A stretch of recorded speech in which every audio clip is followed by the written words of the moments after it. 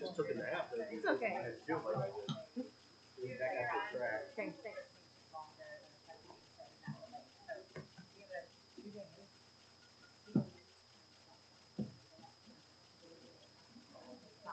Where's my son go? But I think that I'm like, That's 2 what more years, like we'll be. But yeah, I worry about getting home from work in time. Don't walk. yeah.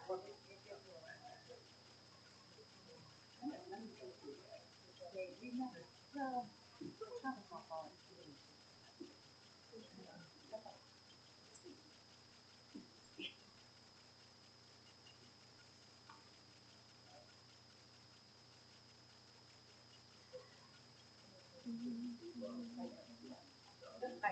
Yeah. She's so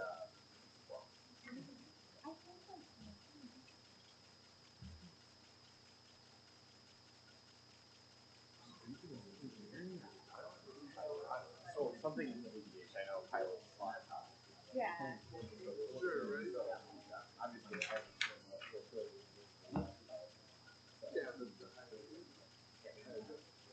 first choice. Yep. 2000.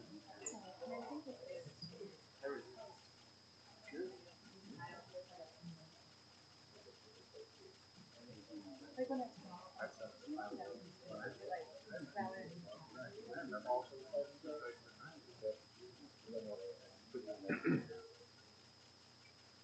and you get a transfer plane or something. yeah. No, I know what you mean. No, my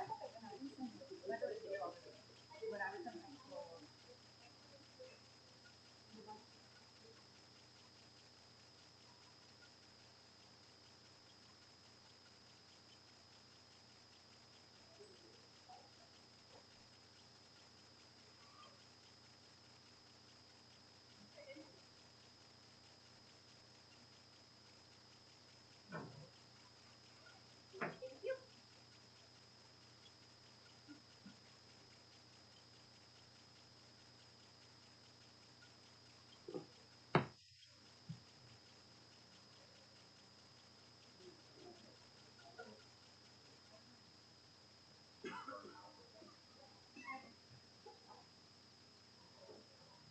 $28.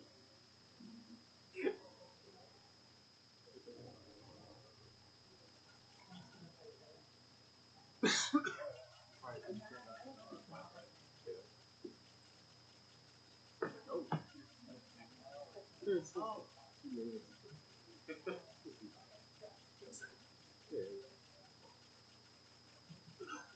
It was like, oh, you're here, gotcha. Right.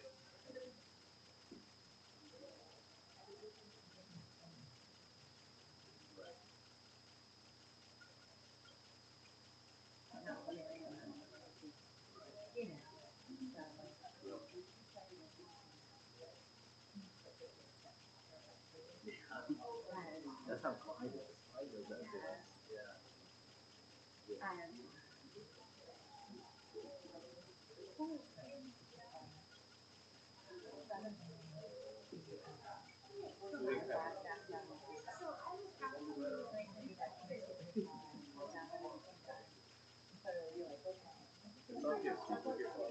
So graduation is getting real, isn't it? Yes, getting real close. Yeah. And December's about to start. Yeah. And what? December, like December, you have all the stuff. Oh. December. Oh, yeah. Kid has 2 things in there. Sorry? Every kid has 2 things in there. Your kids are very busy. Yeah.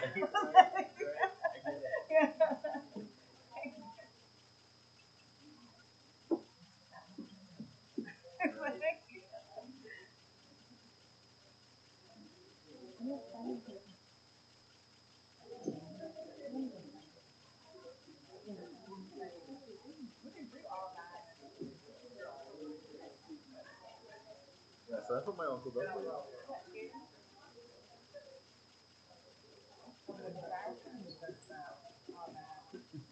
I know, like, where'd she go?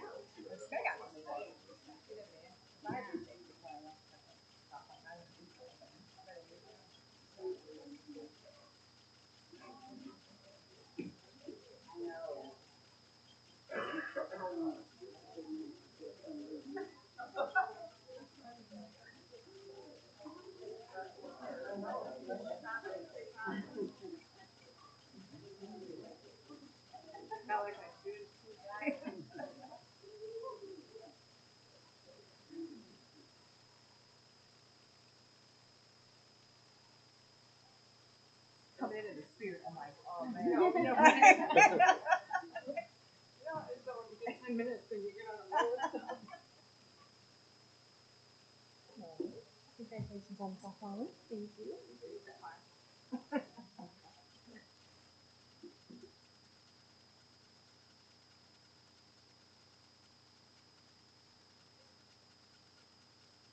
Getting there. Get closer.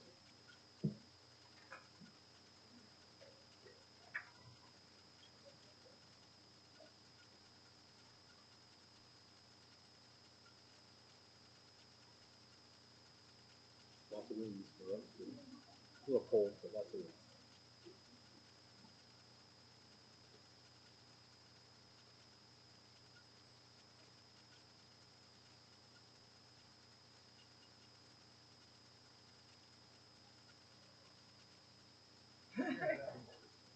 Good time. Yeah.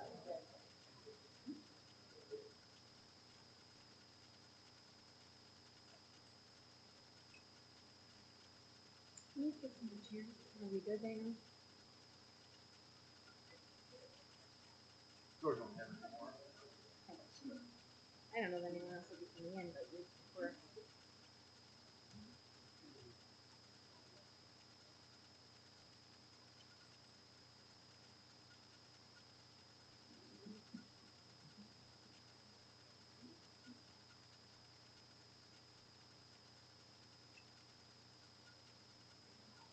Let's see. Oh, I don't even. Well, that's impressive. It will go nowhere, but that's not the right number though.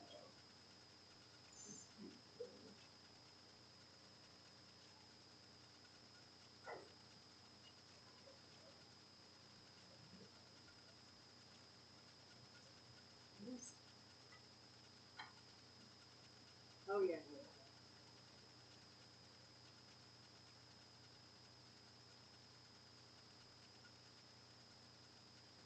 It was disgusting. Literally disgusting.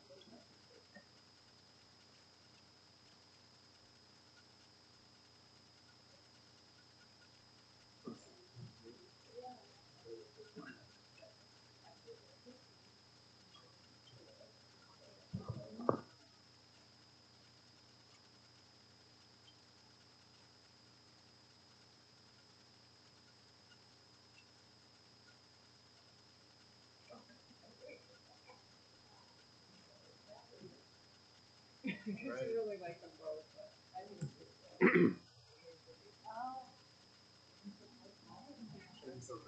Down to Dayton or Georgia Tech. Uh-oh, I didn't hear that excitement. He's been holding back with us. Mike, you ready? Yeah. Everybody ready? Yep. I might have the you might have the inside information for me. Everybody? Okay. I'd like to call to order the Monday, April 28th regular meeting of the Huron City School Board. If you could call the roll, please. Mrs. Henners? Dr. LaFay? Mr. Rager? Here. Hartley? Here. Mrs. Mass? Here. If I could ask everyone to stand with us for the Pledge of Allegiance. I pledge Allegiance to the flag of the United States of America and to the republic for which it stands, one nation, under God, indivisible, with liberty and justice for all. Thank you. There are some people that walked in after I let you know if you had community participation that you wanted to address the board. There is a paper on the back table that we'd ask you to fill out with your name and I think your address and just give it to our treasurer, Mr. Limbirios. All right. We need an approval for the agenda. So move. Second. Mrs. Hartley? Yes. Mrs. Henners? Yes. Dr. LaFay?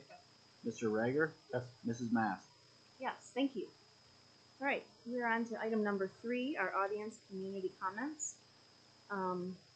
Just as a reminder, each participant is allowed 5 minutes to address the board with a total comment time at 30 minutes unless the board decides to extend that. And just as a reminder, this is not a back and forth dialogue with the board. This is a time for you to address the board with your thoughts and concerns. So with that, I have one, Ashley S. I'm not going to attempt the last name. I will mess it up. No,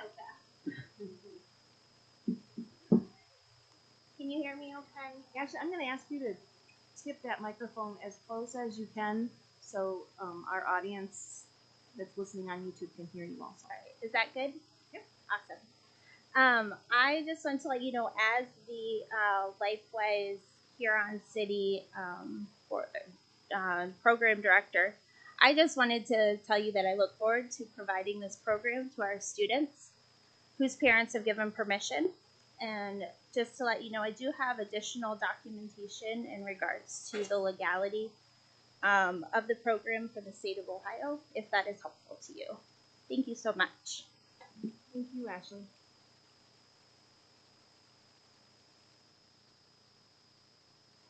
Good at following direction. That's okay. Hi, Tim Sawecki, 346 Ohio Street. Actually, I have two items I wanted to address and mention to the board and to the superintendent and administration. First is an item involving safety. I live on Ohio Street and getting very concerned as the weather gets nice more and the kids are out of school. There are kids zooming, and I mean zooming up and down that Ohio Street on electric bikes and electric scooters.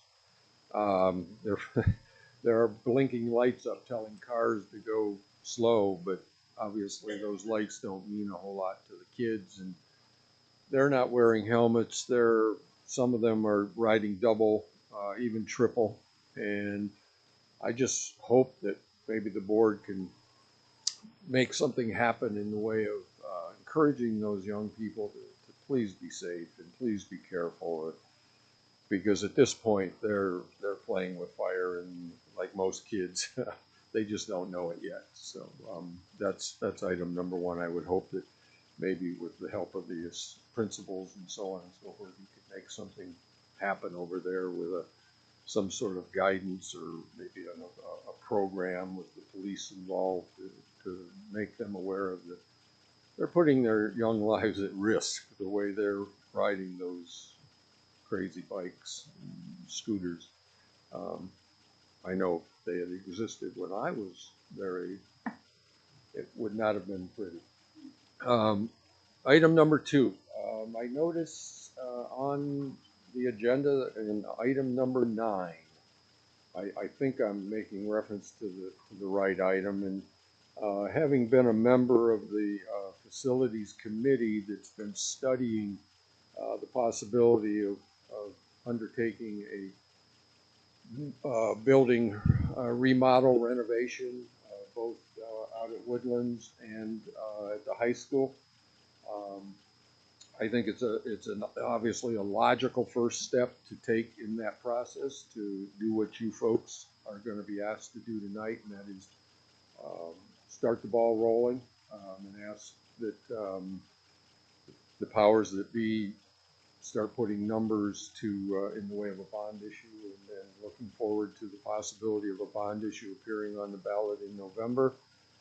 I'm just really supportive of the effort. Let's make it happen. Let's give the voters of Huron the opportunity to say yes. I'm sure there's a few that will say no, and that's fine too. But let's really make sure we keep the process moving and give everyone the opportunity for input and to be educated and to learn about the need that exists in this community. And that's all I have. Thank you. Thank you. Is there anyone else in the audience this evening that would like to address the board at this time? Okay. We will move on to administrative reports. Yep. All right, so we'll start off with a building department presentation, and this month it's about Tiger Grants. I'm going to turn it over to Julie.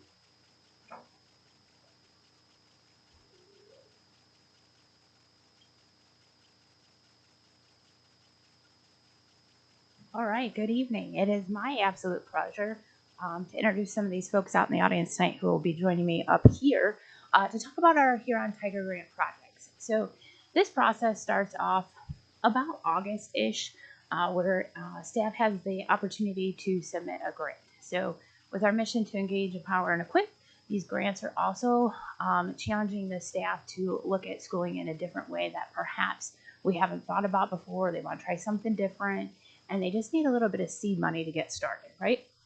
So if you're not, ooh, did I go one too many? Okay, that's fine. I'll introduce you guys in just a second. I do want to explain, and I think I actually put the slide at the end, but it would make more sense to explain now, the Tiger Grant funds and where they come from to do this. So our money, that is our seed money, if you will, sits with the Erie County Community Foundation, where there is a fund. People can put honorariums in this fund, so it just sits and grows. And then every year, Pam Provo and her staff are, hey, do you want to check this year? Yes, we do. So they put a cap at what we can withdraw. It's typically about 4%, and it's based off of what the fund made that year. And so those are the funds we use to make these grants happen. So we're very fortunate for the Erie County Community Foundation for their stewardship and making that grow. So next year, I believe they let us know we'll have about a $4,500 check coming. So very awesome that that happens. Very fortunate that people look, to put the money in for us so that we can do these sorts of things. So with that, I'd like to welcome our 6th grade team up here. We have Leah Lacrosse and Dustin Castor, and they're going to talk to you about their grant.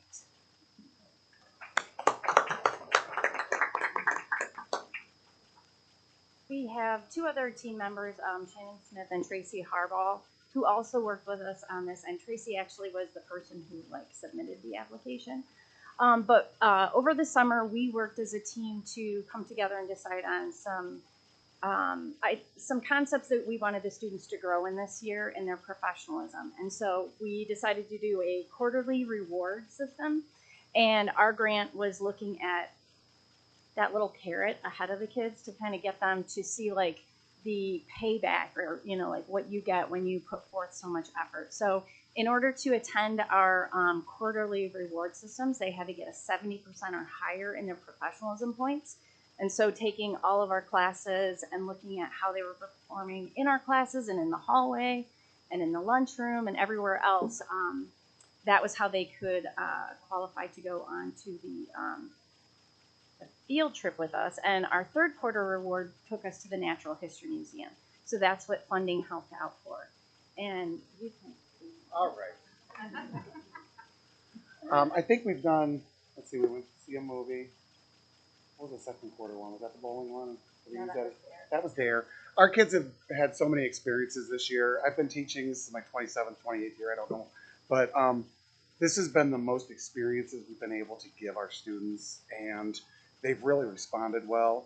And we've been using this idea of professionalism. And I know that a lot of this are those soft skills that through the business world, they want these kids to know. So we have basically made this a tangible point value in all of our classes. And each week they can earn between 5 and 10 points based on how often. And then we have multiple students who are on behavior plans that we're able to constantly be in touch and send things home with the parents and say, hey, rough week this week. Or, hey, they did a great job this week. And we have a lot of parent buy-in right now as well. You can see a few of the things up there. This was our first year doing this. This is the first year our team's been together. I've been there for a long time. And I'm lucky enough to have Mrs. Lacrosse and Mrs. Harbaugh and Mrs. Smith with me, as well as Ms. Zimmerman, who has joined our crew this year too. And it seems to have worked really well with our students. We can look at them and say, you're going to lose a point for that. Used to be when they'd come to class, oh, I forgot my pencil, or I forgot my paper. And I'm like, now there's something that they're like, oh, crud. And you can really see the difference in kind of their behavior. It has helped transitioning in the hallways, and it's just a nice way for those students. We talked about it, I know, at the beginning. You have those students who are always doing everything right. And maybe they struggle a little bit in your class. That's nice. That's a nice little bonus to give them for, hey, man, you're a great kid. Keep doing what you're doing. So I think that's about it for us. But we really appreciate the Tiger Grant for, I know Mrs. Lacrosse and I put in for it every year. We're always looking for funds and things to do in our classroom to keep the kids excited. So Thank you. Thank you so much. Expound a little bit before we call up Allison and Carrie and Lauren. When Dustin says he puts in for it, they have to write a proposal that goes to the committee, and not everybody gets funded. So we're going to hear from our ladies from Woodlands next. That's still part of, okay. There you go. All right, for the sensory room update. So I told him we had like 7 to 10 minutes for the whole group. So this was very collaborative. All right, so we as a special education department wrote this Tiger grant. So it was mostly intervention specialists, and we had our occupational therapist and our speech therapist all together, kind of collaboratively wrote this grant. The purpose for the grant was when we joined Shawnee and Woodlands together, we now had a space for a sensory room, which was great. However, our equipment was a little bit outdated, not quite safe anymore, and it really only addressed gross motor needs. So we all kind of worked together to figure out different ways to address other sensory areas. And then I'm going to. So the sensory room this year is actually the second half of my classroom.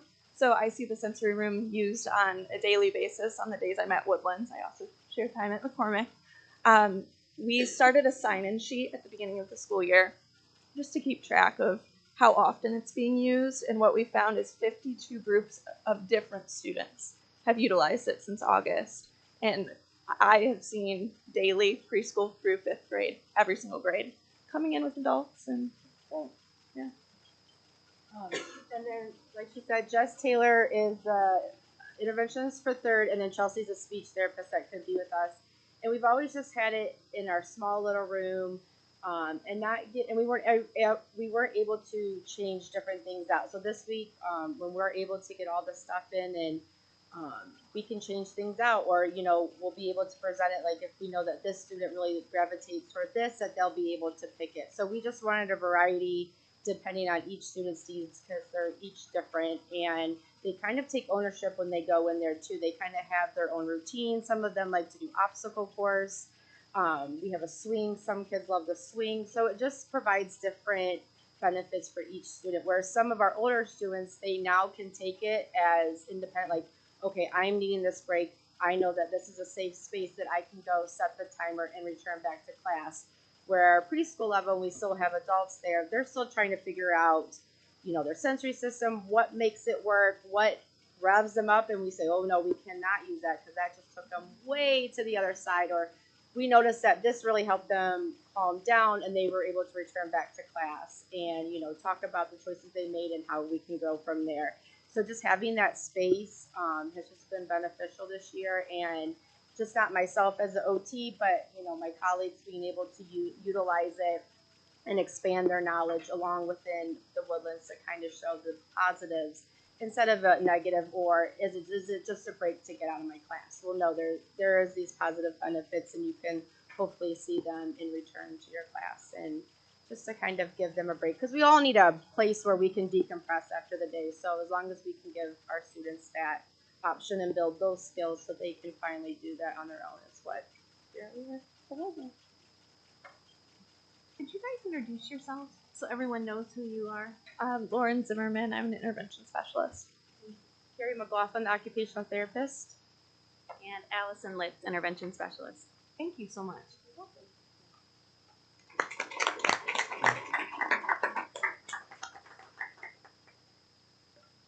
Okay, and Erin Smith is our school counselor at Woodlands, and she could not make it here this evening, so I hope I do her justice. But Guys with Ties is something she wanted to explore as a complementary program to our ROCKS program that she presented at, I think, last year. So looking at leadership skills in our boys group, she had 14 participants that were selected by staff, and she developed a 12-week curriculum that you can see she's focusing on relationships, confidence, empathy, and communication skills. So hopefully when those 14 boys come up next year, okay? She is also doing a lot with our attendance program with the Browns. So she had the Guys with Ties develop this as a public service announcement.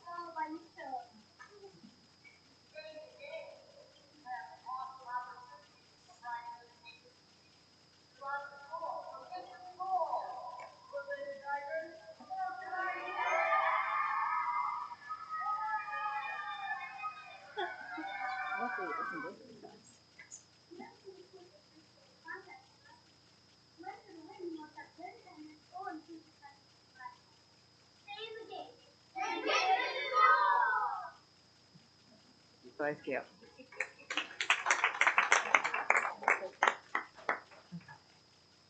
So to further that team building experience, part of the grant is also funding the gentleman going to Common Grounds for a team building activity here in May. So that is yet to happen. They're looking forward to that. So that should be exciting to hear about when they do return. So, and I said to Erin, I said, hey, listen, do you have enough ties for your guys? And she's like, look, I did an all call and I had so many ties. So the staff came through cleaning out some closets. It was super cute.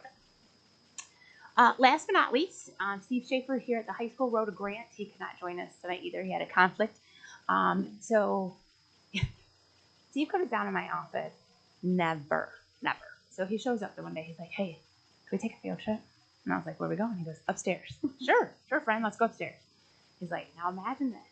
The kids used to hang out in the Union and blah, blah, blah. And so we need to do something that has like that collegey feel and get them off the floors. And I said, okay, what are you thinking? He's like, countertops. I said, okay, talk to me a little bit more. So what Steve put together was a proposal to, if you're in the upstairs hallways, we have a couple left over. We might try the downstairs, but we're finishing the upstairs. These countertops in that white space between the lockers.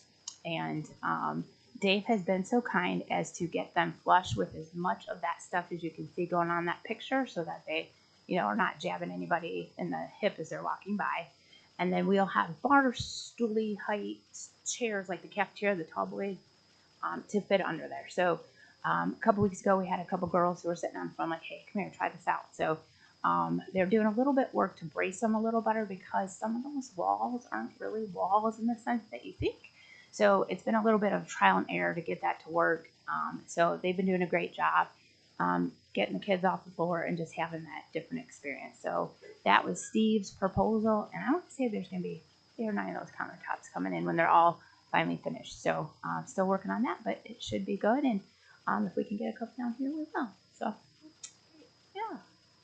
So again, thank you to the Erie County Community Foundation. It's always something to look forward to. We changed up the window to apply. It used to be in the spring. And then we were trying to order stuff and do the projects in the spring. And I'm like, ooh, this is rough. So switching it to the fall allows for more times and things to happen. It looks like we got great data coming out of Woodlands for that. And we just appreciate the foundation working with us and making sure we have what we need. So thank you. Thank you.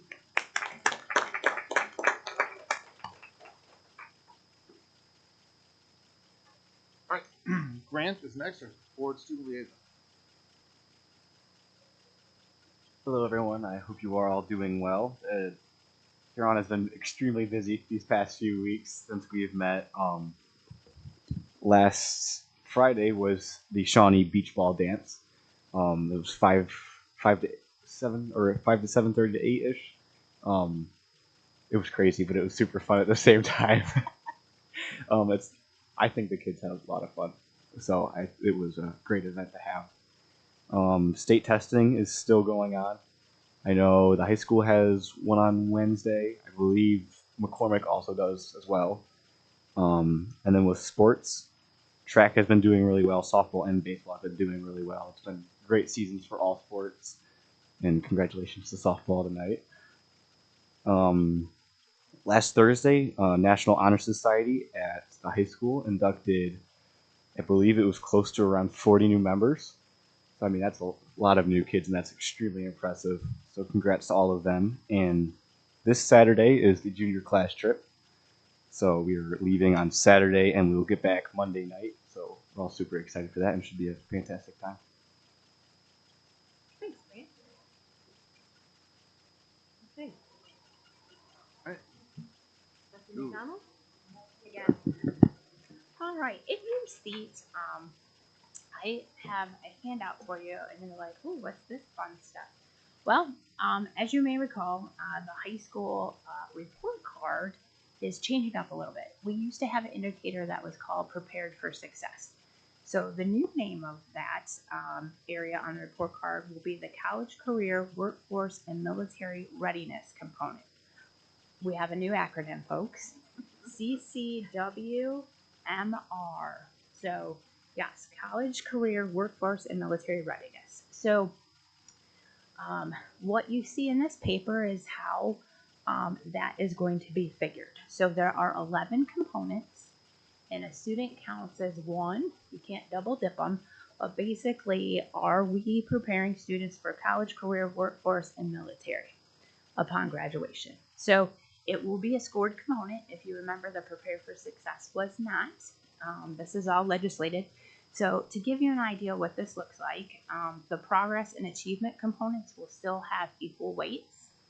And then with the high school, gap closing, graduation, and this new component will also have equal weights.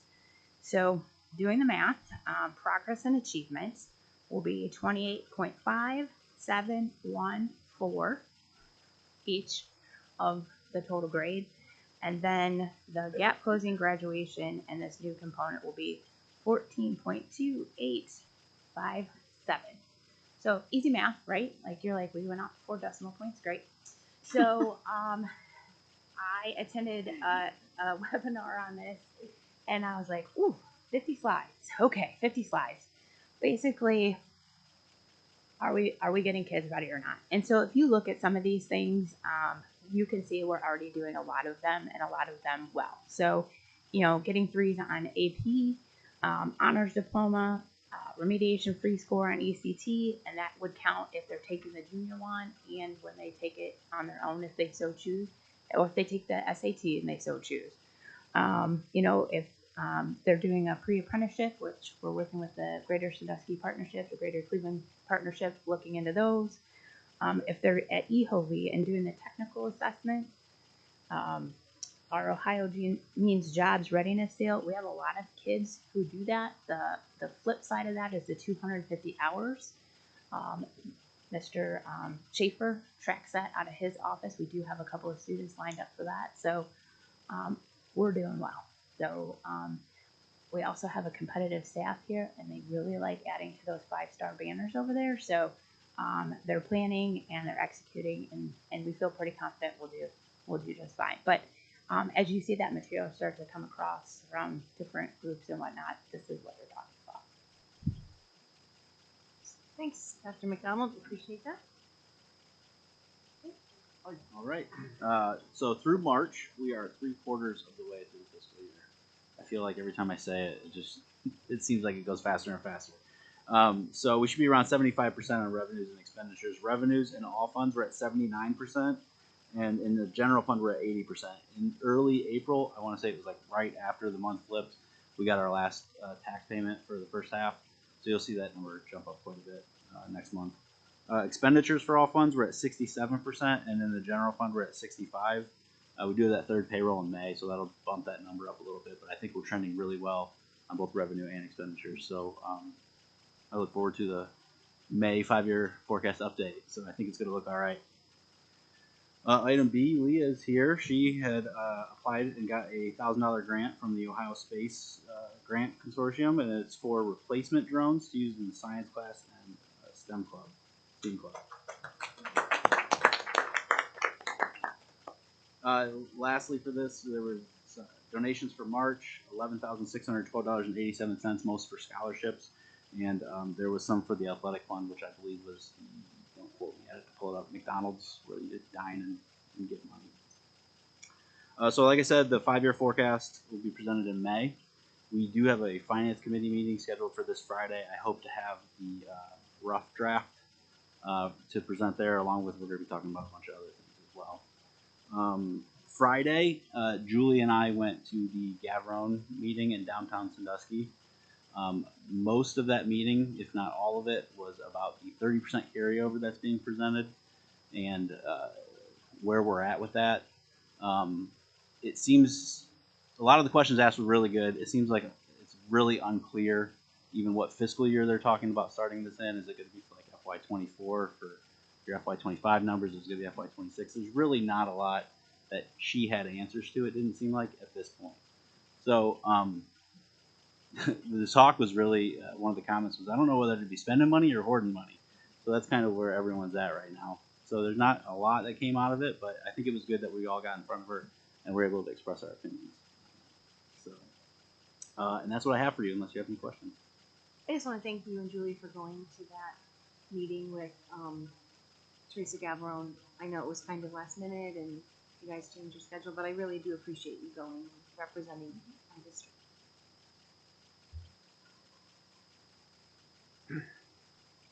Okay. Dr. Chapman? Yeah, and then just also with that 30% carryover, we continue to study that because a few months ago with board policy, we approved the policy of a carryover of 50%.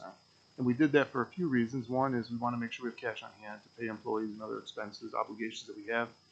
Also, with a 50% carryover, that improves our, how am I going to say this? Our bond rating. Yeah, thank you. So with that, that was a recommendation from our financial advisor and also from OSBA, who helps us with policy.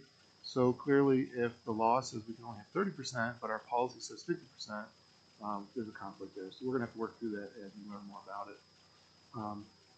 Before I get to the agenda items, I also want to share that on April 15th, the Blue Ribbon Committee that's been doing their work for Erie County, they came and presented their session on educational collaborations, savings, and operational ideas. We hosted it at McCormick. I thank the teachers of McCormick. I know they all had a different off-campus incentive or educational trip planned for April, and they rallied together to say let's do it all on the 15th so that we can have a community event during the school day without students on campus, even for safety for reasons. But it was nice to host that committee of 7 that the county commissioners appointed and formed. There were educators, superintendents, treasurers, board member representatives from the 9 different public districts that serve the Erie County residents. And it was good to share ideas and ways that districts are already collaborating together in order to lower operational costs and have purchasing power for better rates. But it was also good to hear from the commission or from the committee about ways that they're considering additional savings, operational benefit, ultimately to help the taxpayer and ensure that schools can provide the services for our primary service, which is educating students. So I know coming up, they have a few more sessions on the books, and then at some point they'll put together a report. And so I look forward to reading that report, learning more about all ways that municipalities can save, but specifically schools, and ways that we can collaborate. And we do a lot already with schools. There's opportunities. Hopefully this opens up conversations for opportunities for us to collaborate with other entities, townships, cities, Port Authority, and others like that in order to continue to maximize the investments that taxpayers contribute to us. Any questions? I know Jody was there, so thank you, Jody, for being there. Mike was there? And Mike and Julie. And Dana? Oh no, Julie was actually. Yep. So also that morning, we had a busy morning. Also that morning, yeah. But I was reached out by the CEO of Project Lead the Way, and they were going to be in the area, and they wanted to observe one of the classrooms that Project Lead the Way is offered in. And so that's Ms. Dunn's class, Taylor Dunn's class, 6th, 7th, and 8th graders. It's one of the specials in the class period. So for 9 weeks, the students get Project Lead the Way, which is STEM, science, engineering, technology, engineering, and math. Yep. Yeah. So the CEO and then also some representative leaders from Ardall came, observed the class, and then after that we had a good discussion about those instructional approaches that help students build those soft skills, making them work ready as far as collaborative, problem solvers, working communication with others, and the list goes on. And then ways we're going to look to enrich that. So we are looking to enrich Project Lead the Way by offering it down in the 4th and 5th grade next year as one of the specials. Taylor is going to help us with that.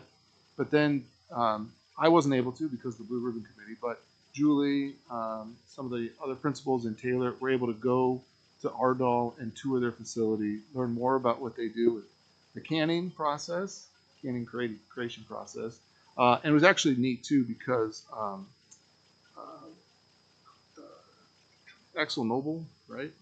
Axel Noble develops some of the chemicals that go sprayed inside the cans that they use, and that's another partnership here in town, and they've done things for us or with us as well. So it was good to kind of see those different connections across multiple industries. But yeah, that was an exciting opportunity too. Make them both and then put it all together so they, but, if you look, In the middle of the tab, if there's an H, you know it was made in Huron. And then also if you see 839 on the can, you also know it was made in Huron. cool. And it was interesting. So a couple years ago, Julie and I were invited to go tour Mucci's facility, and we had to wear almost like surgical, like PPE equipment, hairnet, jacket, things like that, shoe covers. When I saw pictures of them at the factory, they had to do the same thing there as well, which I was, yep.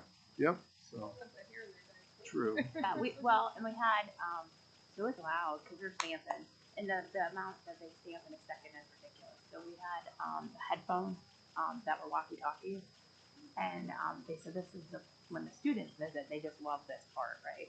And we looked so fashionable between the safety vest, the safety goggles, the whole 9 yards. It was good.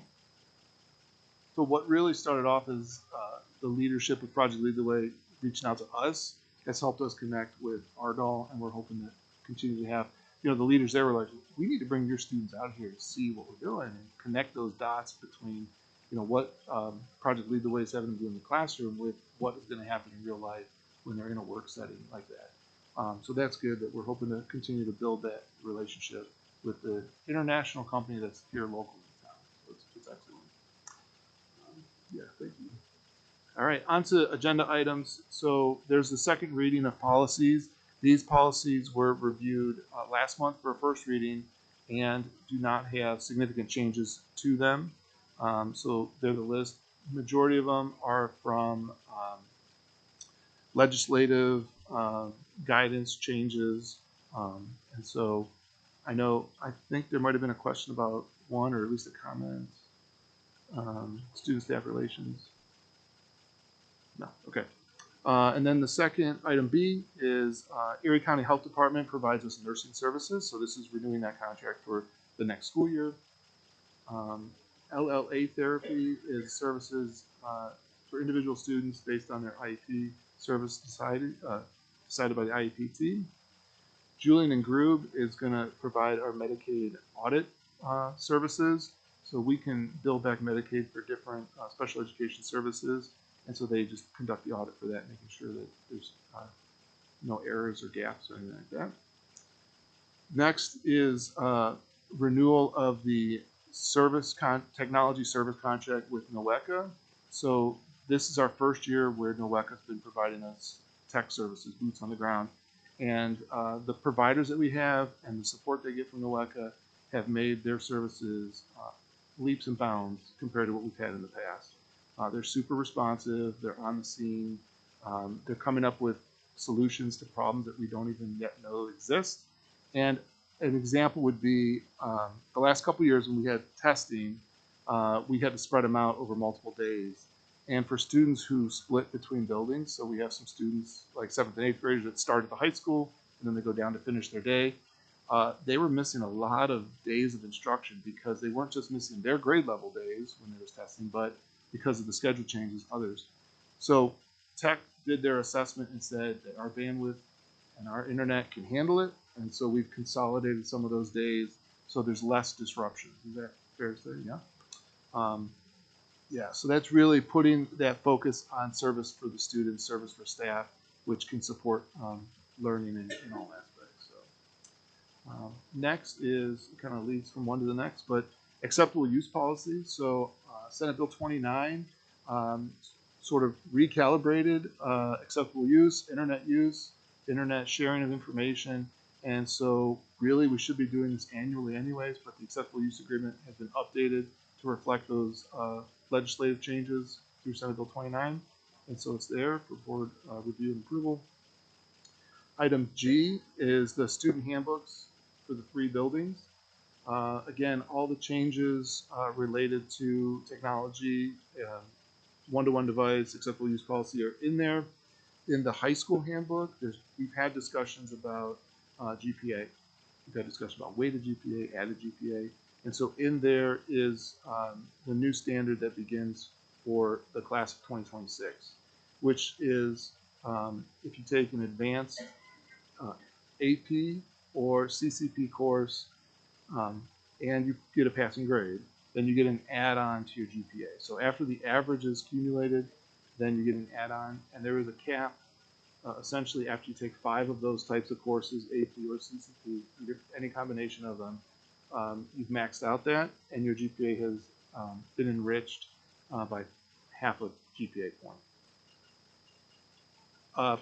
We changed it to 0.1, and then 5 courses get you that 0.5. Okay. Yeah, because we did really, again, like 0.065. yeah, and really, because that would have got you 8 classes, got you that. What we were looking at with the high school staff and the high school counselors was when in a student's high school experience is that GPA necessary for college admissions and then ultimately college financial aid. And it's really at the end of their junior year. So while we still have kids senior year taking AP and CCP, majority of our kids who are on that track or on that path have taken 5 by the end of their junior year. So that way they get the most enrichment they can, and then they roll into senior year. They should continue to challenge themselves for all the right reasons of additional college credit or additional AP credits that count towards college credit. So yeah, we changed it to a 0.1 add-on, and then it's still maxed at 5. Yeah, or it's 0.5, still 5.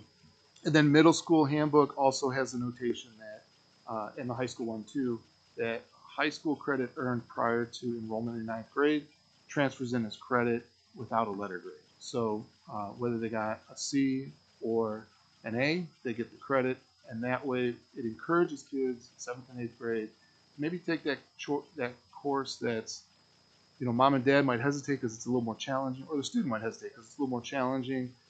We want them to have safeguards in there to take that course, take that challenge, and then after that experience, they can recalibrate to say, this is the right path for me, or I need more of a gen ed. Yep. Is that going to be for 7th and 8th graders starting next year, or will that recalculate for class of 2026, 2027, who may have already done that in student credit?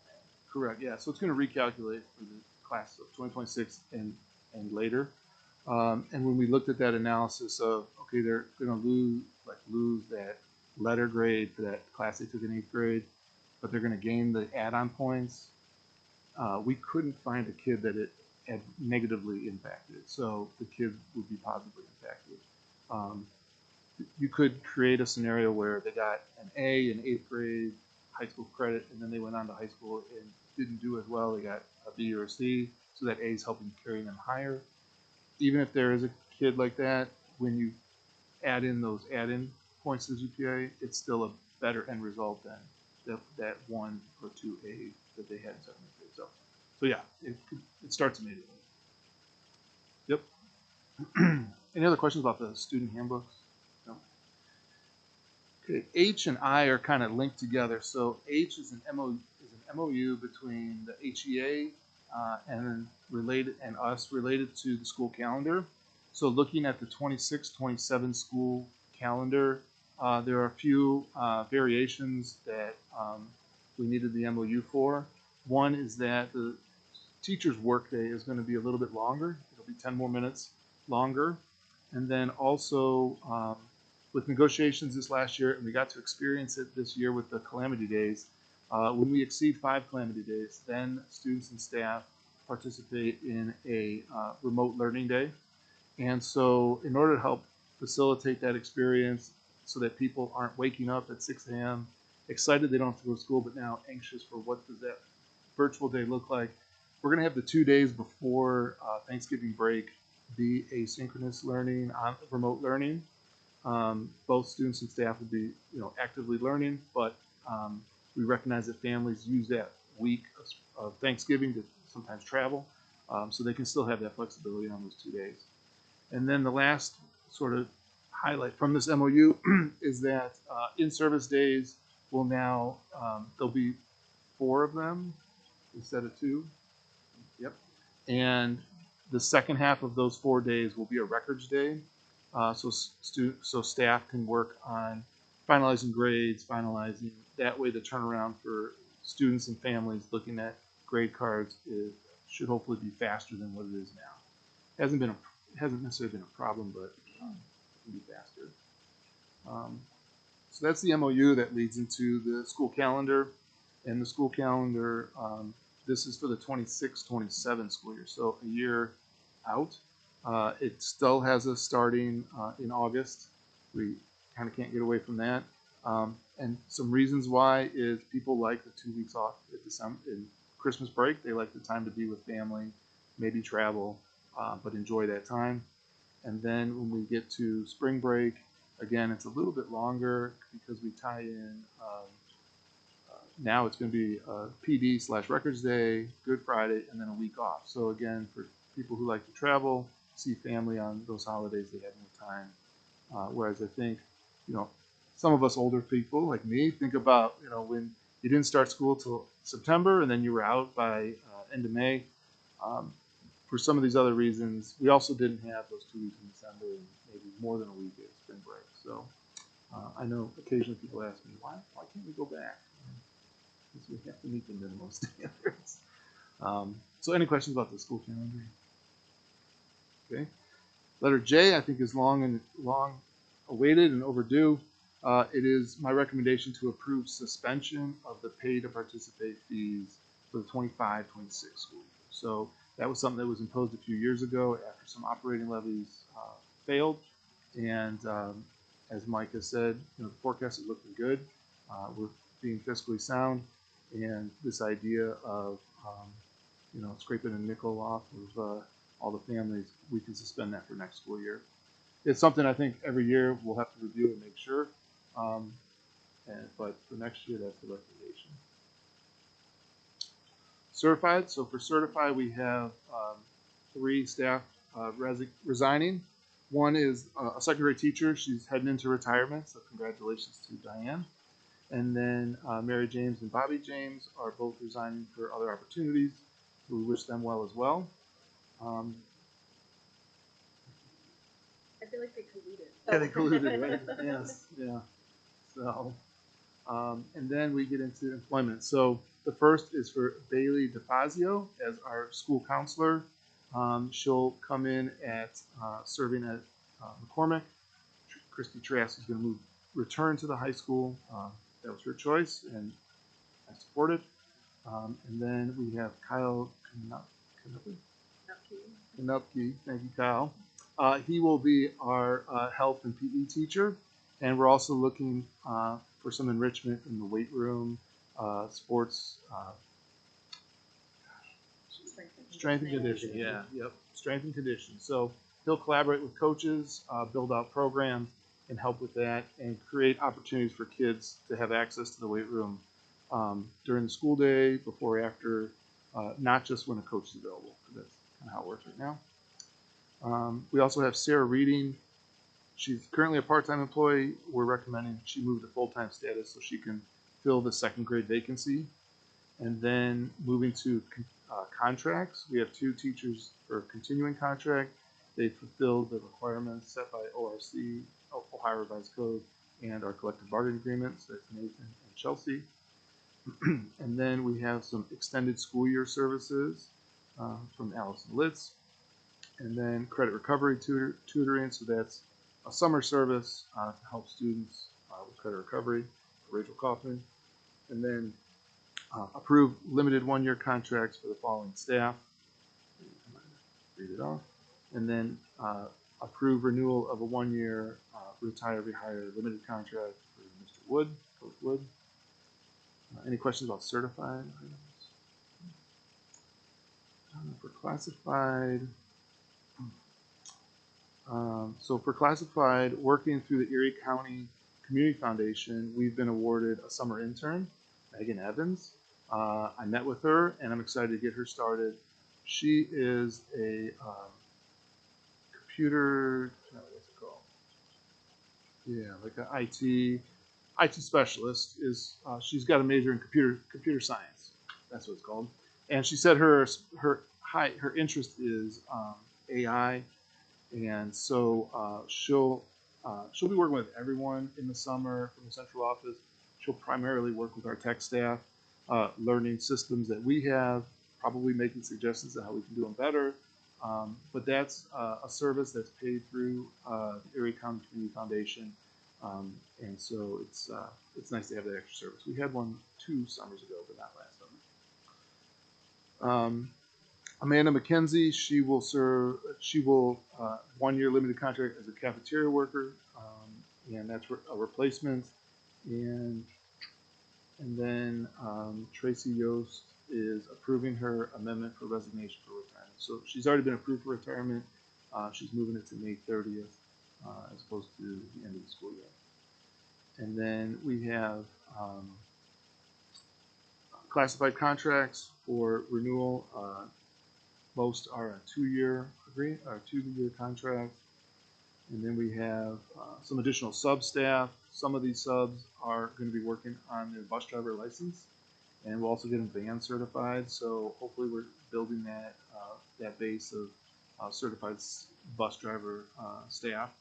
We still have 2 vacancies, one that's for immediate hire and then one that's for hire at the start of the new school year. So we're hoping some of these subs get the credentials they need and can move into those full-time roles. And then lastly, we have is a summer casual labor crew. And so working with Chad, they will support maintenance and the building custodians with the regular summer maintenance, clearing out classrooms, re-waxing the floors, and putting all the furniture back. We're hoping that with this summer crew helping, we will be able to get some of that done quicker, so then we can move on to special projects that are summer's a great time to get that stuff done. And then last, I have a question. Yep. Is your summer casual labor crew, are these students? Some are students, some are adults. Okay. But the students will be working in pairs with leadership of an adult, so they're not going to be off on their own. We're not expecting students to ride any equipment like lawnmowers or anything like that. They'll be in the buildings, so sweating it out with the rest of us. And then the last item M is supplemental personnel. The majority of 25-26 school year supplementals will be presented at May. That's when we normally do it. This one, because he's the new wrestling coach, he's coming to you a month early. This way, pending approval, he can start working with the athletes and the parents and the families and get the program going. So that's Tyler Meese. He is also a second shift custodian for us, so we're familiar with him. He has got good experiences, and in the interview process, it was clear, you got to know like a takedown and like a half Nelson. You got to know that stuff, but you also have to know like healthy eating so that you're not cutting weight inappropriately and harming yourself. You got to know the mind game of how to be mentally ready for a match. And his experience as an MMA fighter, former high school wrestler, and then MMA fighter and MMA coach, he has some of those additional values of understanding there's more to it than just being the strongest, fastest wrestler. You got to have the mind for it too. So, unless there's any questions, those are the items for the consent agenda.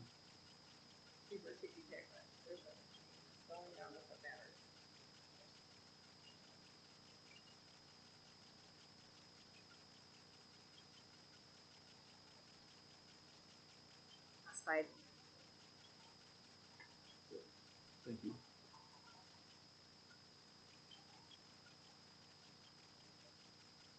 For items 5 through 7 of the consent agenda.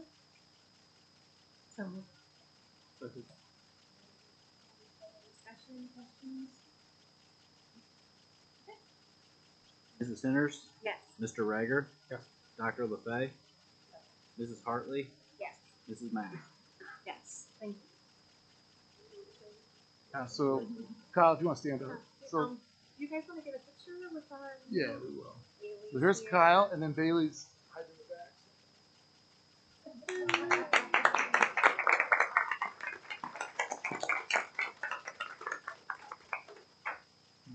Do you want to do a picture? Yeah. Just because we have executive session, I just don't want to have to wait and It might be nice just to do it now. Yep. So we don't They forget. can leave if they want to. No, just you guys. Okay. It does not.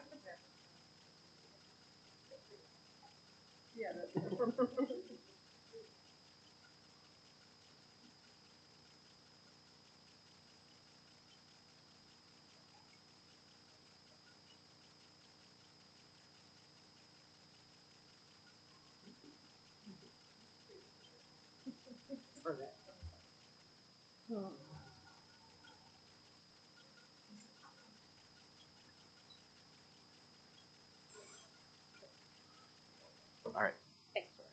Right. We're on to item number 9, the bond debt resolutions. Yeah, so the first item, all three of these are separate, so separate vote is necessary. But the first one is 9A is about McCormick school use. So basically, the recommendation says approve continued study by the community facility committee for the future use of McCormick for community benefit to avoid demolition. So this comes out of that community facility group. There is genuine consensus, I would say, without taking an official vote. People recognize that the usefulness of McCormick for learning is kind of, the sun is setting on that, if it hasn't already.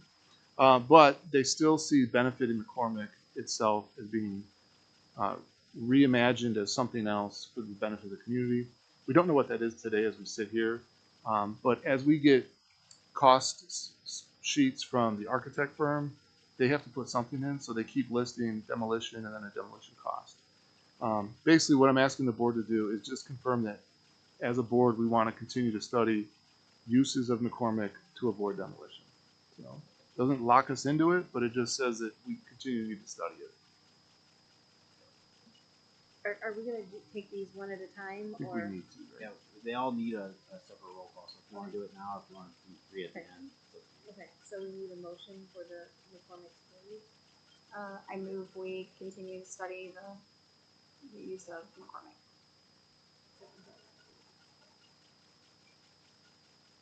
Mrs. Hartley, Yes. Dr. LaFay, Mr. Rager, Yes. Mrs. Sinners, Yes. Mrs. Math. Yes.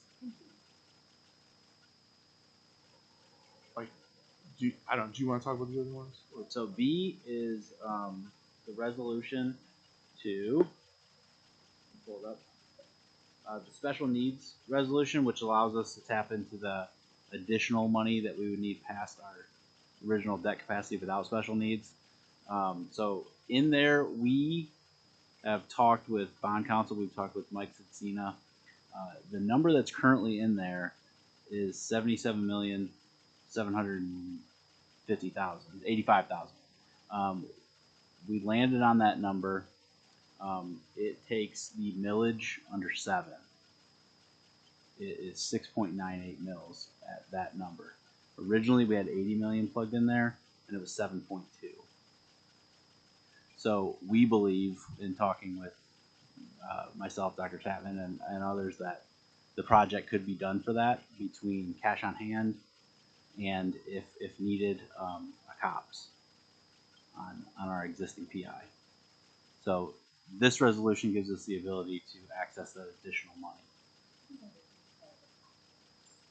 Yeah, so a COPS, in essence, I think the easiest way to explain it would be we currently have a PI fund that generates X amount of dollars per year, and what that would allow us to do is borrow against that money for a specific period of time. Permanent improvement fund. PI fund is your permanent improvement fund. So we have our general fund, which is what most of our expenses come out of. And then we also have a permanent improvement fund, which is what we do equipment or building improvements with, or bus purchases recently, and things like that.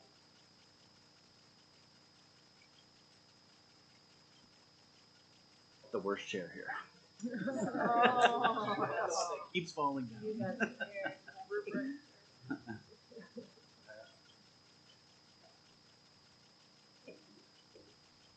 Any questions? Any more discussion before? Proud of myself that I know what all those acronyms finally mean and understand all of it. Well, it's complicated finances, but I think I'm thinking. I mean, Mike, could you just tell us what this, and for benefit of people who aren't looking at the documents, you know, what like this step is if we take action on this? What does that mean? So this is the first step of a few steps to go onto the ballot in November. This particular one sets is half of what sets the dollar amount to go onto the ballot, and it's the special needs. So there's with the special needs, it is, how do I explain it? I'm trying to think of the easiest way to talk about it. We have a debt capacity that we can do without special needs, and that number just didn't get us to the project costs. So there's another thing that you can do. It's called the special needs limit, and with passing a resolution, you're able to increase your debt capacity. I hope that makes sense. I'm trying to, yeah. So that's what this particular one does. And then the second one that we'll do, the next one, is the necessity for bonds. So that was what we would send to the county auditor to show that we have a need for these bonds for our facilities. Can you just outline those steps maybe for everyone? Like, this is the first step you said, so like timeline and just the next couple maybe, and so everybody understands what we're looking at. So we have to have 2 separate sets of resolutions passed, and they have to be done for July 7th, I think. I'd have to pull up the date. I think it's July 7th. So after we pass this one, we'll make sure everything's in order. There will be a second one either in May or June, and then all the documentation will be able to send to the auditor to allow us to be put onto the ballot this November. So given that this first step will go on the ballot in November, how is the word getting out, and how is this being communicated to our community about this? Yeah, I think the facility committee meeting and hopefully talking, but I think the next step, if we decide to move forward with this, would be the formation of some sort of a levy committee to get the information out to the public. We do have, for those of you who don't know, we do have the building tab on our website that kind of outlines the process that we've taken to get to this point. And we met as a facility committee for, I think it started in October-ish. We met, and all of those talks over that period of time have got us to this point. I sit on the facility committee and the finance committee for the board, so I thought maybe I'd add a couple comments to that. After the last facility meeting, we decided to not really meet again until this first resolution, if it gets a yes vote, because the work with the architect is kind of at the point where they can refine a lot of things and we could choose a lot of options, but we have to know we're going to be going towards this path. So once we do that, between now and like that second resolution, that even leading up to the election, there will be a lot more work done with the architect, refining what the final dollar is, what the what everything might look like in renderings. All that stuff we've talked about multiple times. Like we decided to take a pause till we do this first step here, because we could keep sending the architect to like recalculate this, and the numbers keep coming back very similar, and it's just like, okay, let's get a point where we can go forward. And this gives us a start, and the finance committee can still meet, because there's still a lot of items to go through there, I think, too, on with the floor we hit this year. If this passes, what do we change on the other? There's a lot of if for that, but we got to have a direction. So I think just to set expectations, right, with the levy committee, you guys have done amazing work, but like our ability to, as board members, the law prevents us from advocating for an outcome. And so we can certainly provide information all day long, but the board itself is not able to go out and be pro or obviously or anti, but to take a position on the levy. And so that really is where the community, to the extent that they want to see, Mr. Schweike, you mentioned it, like that's where we'll need folks in the community to step up and be those advocates if that's what they're looking for, because unfortunately the law puts us on the bench for that.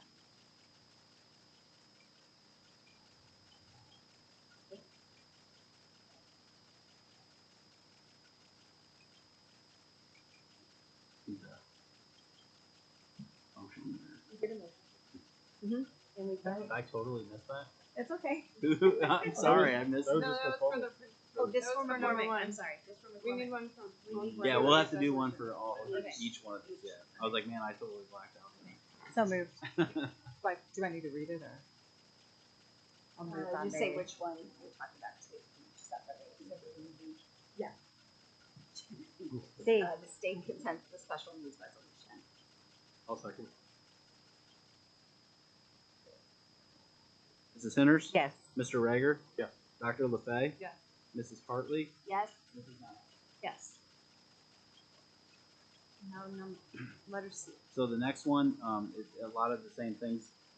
This will go off to the county auditor for approval, and then he'll take a look and make sure all our numbers are correct and everything. So again, the number is 77,850,000. This is over a 39-year period, and we're estimating a 5% interest rate. After talking with Mike Cicina and everything, you can do like 4.75 and be aggressive, but he feels that 5%. He sent some off the market recently, and he said it was right around 5%. So we went with 5%, just to be safe.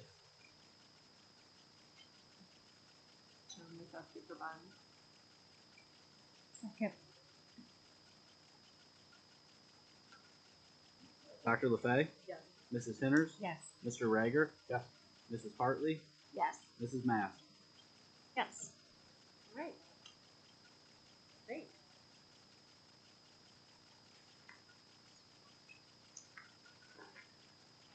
We're going to move on to item number 10, board discussion action items. Yeah, so the first one is policy JEFB. This had a first reading last month, and then in that discussion and some discussions I had with individual board members after, there was enough substantive changes that I wanted to bring it back for a second reading so that discussions can continue. We want to make sure that this has been an area of focus for many, some from both sides of the opinion on this. Ultimately, Ohio legislation says that we now must have this policy. So we want to make sure that the policy accurately reflects the expectations that the school district has, that the board has for the school district with relation to release time for religious instruction. So it's attached. One of the substantive changes from last was that I've added to support non-disruptive operations of the school. Upon students' return to campus, all materials must be away and out of sight from peers, including but not limited to literature, awards, souvenirs, trinkets, treats, and candy. I think that was something that came from the Columbus area or Columbus itself. And I know talking with both sides, representatives from both sides of the item, that is an area that has been contentious or disruptive to schools who previously have or have this policy in place. So that was the change there. And there were some other things that we looked at, specifically talking about when the group takes the kids off campus, they must provide the kids with a meal that meets the food standard guidelines that the schools have to follow. I'm not in favor of having that in our policy because I don't know how school administrators, district administrators would regulate that onto a group that's not affiliated with the school district. So that wasn't added, but that was discussed. I don't know if there's other areas of discussion from the board. I think one of my questions last time, I'm trying to see. I don't know if it's in here included. I know Amherst maybe included language about frequency. Concern if like this is going to be an every single day occurrence, thinking of the level of disruption in the building for the office staff, but also for the educators and the other students. And so looking at some type of language that addresses that. And I think my other question last time was about, see if we talked about it in here. The whole background check, and I think, did we just take it out? And some others are saying language like, well, what happens if a participating entity ignores your rules, right? If kids are back late every time they're coming back and the level of disruption is higher, any ability, like what recourse does a district have? Because I know the law gives us some language to enact some things like the background checks and things like that. But I don't know that it was really clear, well, then what do you do about that? Yeah, so as far as the frequency, it's not in the current draft here in front of us. From the religious groups that have talked to me that are anticipating delivering service, they've told me it's a once a week type program, and they're going to be flexible with our scheduling as when we have a modified schedule because there's state testing or an assembly, or instead of trying to work around it, they simply would push that day's programming, to the next week. So you're saying like one day a week, like on Monday? Day a week is what I've would be heard so it. far, and the reason I'm hesitating is not currently in Huron, from what I'm hearing, but I know that the law provides for like high school kids to take a course, which would be daily for probably a semester, and then ultimately try to earn high school credit for like a religious study class. I have not heard from community groups in Huron that want to do that. That part's still optional though. I think it's in language still may, a school think that district part is- may offer credit, but does not have to. Correct, yeah. Because I think, I'm thinking of programs, I don't know, I know there was an after school program years ago where they would pick up students. The idea that I think, like, is this a set group of students every week? Right, again, thinking the ease of administration for release and coming back in. Is this potentially a different group of kids every week? And so those kinds of things, right? So like, is there like a permission slip that is set once and like this is it for the year or at least for semester? Or is this something that's changing every single week? Because again, I'm just trying to think of how do we minimize the level of disruptions and just make sure everybody is where they are supposed to be, because especially with younger kids, I feel like going here today. Yeah, so I would say, they're here, right? So LifeWise has met with Brian and I, and they've said like once a week for the kids, different days of the week based on grade level, and so that's different from what I'm hearing. That's different. You said once a week with different days. So from our district, it's every day. not necessarily every day. It depends on the enrollment amount, right? So That's I don't want to speak for that's them. okay, but that's not clear. If we're saying we want to limit it to one day, but then now it sounds like it's possibly multiple days depending on grade level, that's not the same thing, I guess, that I'm hearing. And the other part I was going to say is a few months ago, maybe 6 months ago now, when we had some public comment, there was one parent that said, if this happens, I'm doing my own religious programming, da da da. So I don't know how many of those types of students or families that we have that would say, well, I'm going to offer it too.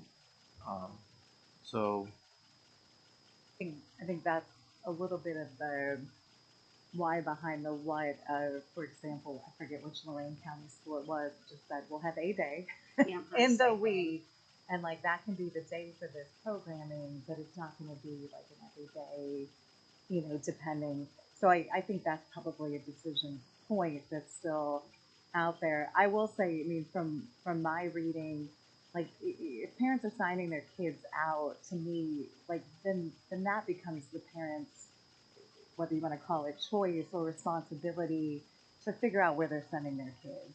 And it seems to me that if that's the case, no more than if somebody comes to pick a kid up to take them to a doctor's appointment, it's not for us then as a district to really be a part of overseeing every aspect of what happens when they're not in our care and control. In fact, to me, I would think we would want to be on the opposite side of that line, not because we don't feel this sense of responsibility, but because literally if that parent's signing that kid out of school, they're out of our control. And I think when we try to exercise control, it's going to get messy.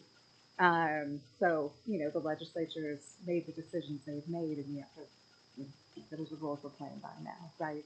So, that one's out there. But I do think the question of how often, especially if it's just going to be at one school, like how often, and there's potential for multiple groups, how often our school is able to handle these transitions on a daily basis.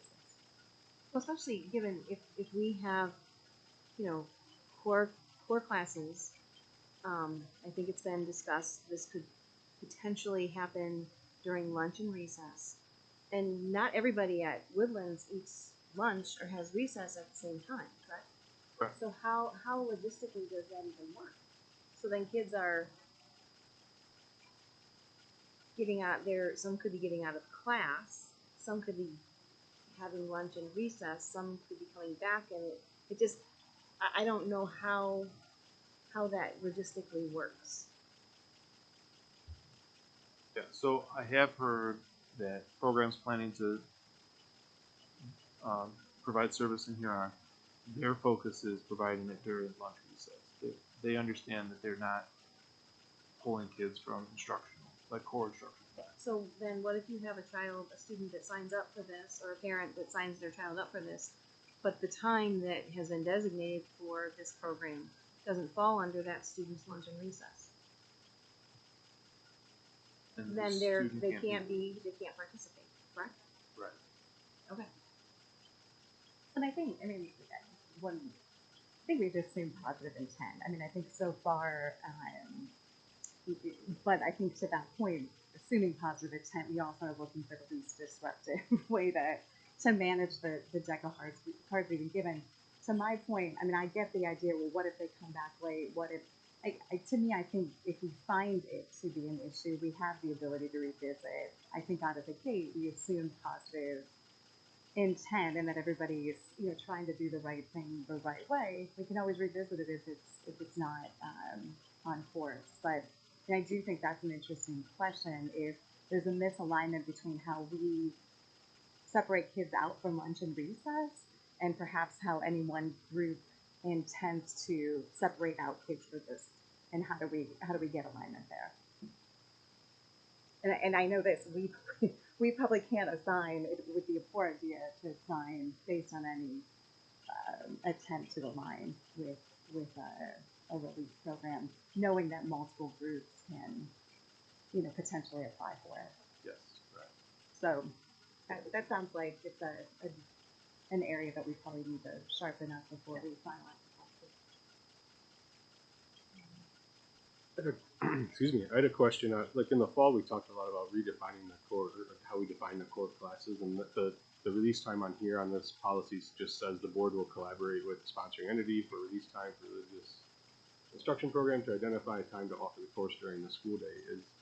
Is that just saying, is that kind of covering that case if we wanted to define core curriculum that can't be missed, or is it, I mean, I don't think, this is a lot more general than we first looked at it in the fall, so, in terms of time, I think but it's a gap. it kind of goes along with the thing. Yeah. Well, I think we need to revisit and rework. There's no question. I mean, we're going to comply with the law. It's just making sure that we do it in a way that makes sense. So we just, we continue, or do we just don't vote? Okay. Great. So I'll take the responsibility, and forgive me because I've been, I was out of town for most of March for work, so I'm a little bit behind in catching up on this on the policy side. I'll get with you in the next week or two, and we can drill down on this issue so we're ready to present. Sounds good. Thank you. On to our activities and athletics handbook. So the next is activities and athletics handbook. This is something that is long overdue. So previous leadership did not have a student handbook, and Mr. Ayers worked to develop one.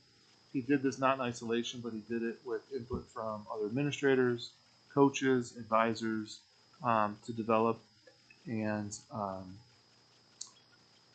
So it helps provide guidance and direction for students and parents that are involved in these extracurricular activities. So I share it with you and like I guess open up for thoughts, comments, feedback. I'm going to submit mine separately just because I don't want to go. I don't want to go like item by item.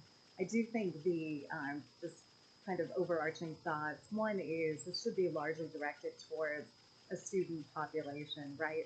I do think that it's the language is maybe a little bit it's a little advanced, and I think we can probably be simpler, more simple and more clear in the things we're hitting on. I also think like everything you should say should mean something. And so if there's phrases, and I think there are, and I'm sure they're borrowed from other handbooks, you know, benchmarking and best practicing. But if there's words that don't really mean anything or don't mean anything clear, you should probably give those a hard look. And then I did have some questions. There was a Supreme Court case from 2021 dealing with while extracurriculars are privileges, so they are treated differently than your right to an education under the law, there was some First Amendment protection given to students for social media activity. And so I think we probably need to just take a hard eye to some of the language to make sure that we're on the right side of that line. I agree. I'm familiar with that Supreme Court case, and the Supreme Court really moved that line Yeah. Oh, it's a different. much Yes. much closer to the freedom of speech Yeah, than strict absolutely. control. Yep. And Yeah. we have to respect that Yep. because that is their right. And so, yeah, so you're going to have like a long laundry list for me to review. Yes. Yes. All right, then I look forward to seeing I'm that. sure you do. Overall, I think it's wonderful to have something that will address any specific expectations or occurrences for athletics. You know, all these things come from our policy, but rather than making folks unpack for policies that apply to athletics, I think it's really a great idea. Appreciate the effort of the team for pulling this together and trying to pull these things together. And I love the idea of something that, you know, language that I really love the idea of this students reading this, you know, the athletes all being handed this and having really clear expectations and understanding there. Good, thanks. All right. Okay. Anything else with that one? Nope. Okay. The item C is the TIF ordinance notice. So 2 months ago, Mike, I, and the board had some good discussions about the ConAgra TIF that was approved in, let me get the dates wrong, December of 21. Yep. Yep. And so that was approved by the board at that time, and then it went on. And as I studied it, I guess I learned that it never moved forward with the city. They were waiting to finalize the scope of work proposal plan with the developer. That developer has changed hands a few times. The scope of work has been refined a few times. So now this was email and mailed to me, simply providing notice that on May 13th, the Huron City Council plans to take action on activating the TIF. And so really they want a signed receipt back from me as superintendent, simply confirming that we've received it. So looking at it, again, Mike and I went to the Tax Incentive Review Council meeting. and at that meeting, it was removed from the agenda. So we made a note, Mike made a note in the minutes. I don't know if you want to share more about that meeting. Yeah, it was originally, I think, supposed to be on the agenda. They took it off as it wasn't an active TIF. So we just made sure we were in the minutes, our viewpoints on it. Zach Rosbert, he had emailed me just to clarify. So I sent him over a statement. So they will be in the minutes.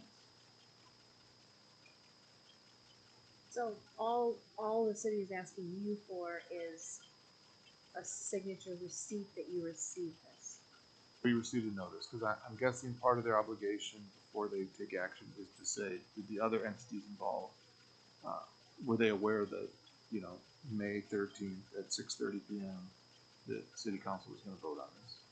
So that signature would just confirm that we're aware. So, what is there action that we need to? No, so I guess I was just sharing it you're with the just sharing board it with us. to Okay. share the awareness. Okay.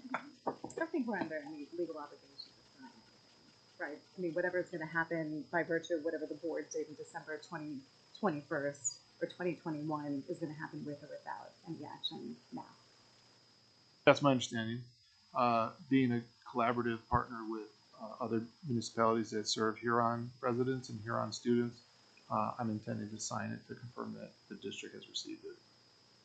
I mean, the only statement I'll make for the record, and it's not unlike what I said in February, it was disappointing back in December of 2021 when the then board, which this was a week out from when the new board would have taken office, that they pushed this through. And respectfully, on a collaboration, the city pushed that time to avoid having to sit before most of the folks at this table today. I will say at the time, in particular, you know, the financial picture for the school district was not good, and it was counterintuitive for the school district to be granting incentives for luxury condominiums down at ConAgra, particularly because that property, when the city took it out of the tax base in 2000, whatever it was, 2008, that used to be tax generating about $60,000-$70,000 a year for this district. And it just sat. It's sat since and not generated a single dime, to the tune of us losing, you know, well into the seven figures in tax income. So I guess I don't want the community to misconstrue anything that we sign, especially we don't need to, for our consent or our cooperation today, particularly where we're going to be seeking a bond later this year. Because I think it's an important message to our community that this board today, like, we're going to ask people to pay their fair share of taxes. We're not going to ask, you know, our senior citizens in our community or people, you know, living paycheck to paycheck to pay extra for a school project and at the same time be giving freebies to, you know, like the city's chosen developers or partners. Just doesn't make sense. And it hasn't been necessary. When you think of RDOF paying full freight in their taxes. Mucci's paying full freight in their taxes. When businesses come in, when developments and the market can sustain a development and it's economically feasible, people will pay their taxes. So I think that's an important point to note, particularly given what this board approved tonight in terms of the bond and what our levy committee, the work that they'll be doing over the next, you know, 6 months or so to make it clear that this board is not the board from December 2021. I guess I've asked you to respectfully not sign it. Not to be not collaborative, but just to be mindful that our number one priority is to be able to put out safe, functional buildings for this district. It's not to facilitate luxury condominiums that, in my personal opinion, this community doesn't need. This community needs new schools, or at least remodeled schools that can function for the next 50 years. And any collaborative partner would make that priority number one. Is that a motion from the board or just opinion of one? If need be, we can make a motion. I mean, if that's something that. I'm just one member. I'm Yeah, just throwing I mean, mine out if there that's for you. something But that the board collective feels is necessary to do, we absolutely can. Make a motion to not have you sign this week. Someone would need to make that motion. I'll make a motion. I will second. So, just to be clear, what is your motion? What is our motion? We would just, I mean, Respectfully. you've obviously received it. So we would just ask that no action be taken. In terms of signing or otherwise taking formal action from the district on that letter.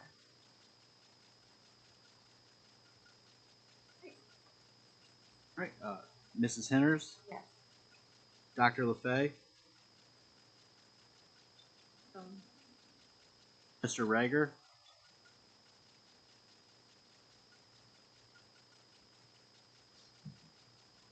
Mrs. Hartley, Yes. Mrs. Math. Yes. Motion carries. Right. And then item D, 10D is any new business. There any new business that needs to come before the board this evening?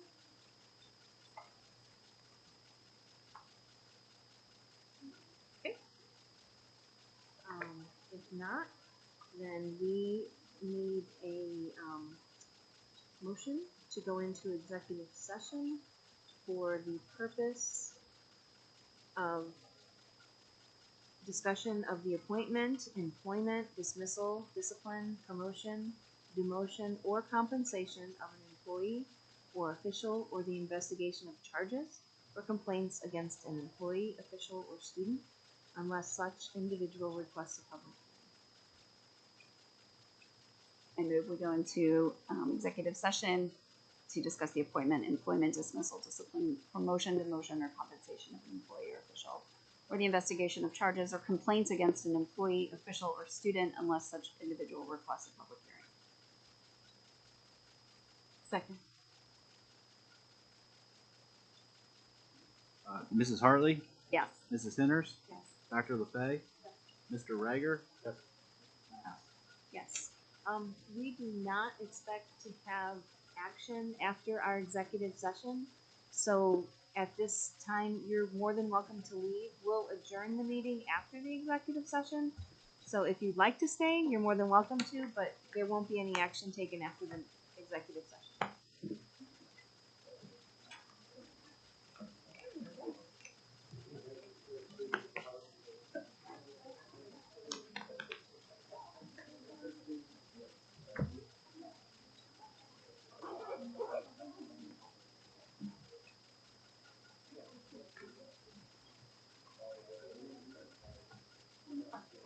Tim, thank you. I do. I hadn't brought them. I didn't know. Okay. Hi, Jolene. A lot slower than. Good to see you. How you been? Oh, yeah. I still owe you $20. You guys stop by sometime. Yeah. Well, we're not at the time. He's doing a lot better, but Well, if I forget next month, I'll make my I'll do that for our district. Yeah, they were at the softball game today. Yeah, yeah. So I'll do that. Thank you. Make our school day run as seamless as possible for students and our staff. Is there anything specific to you that you want to see added in our policy? At this point, I guess I just like clarification on the number of days. How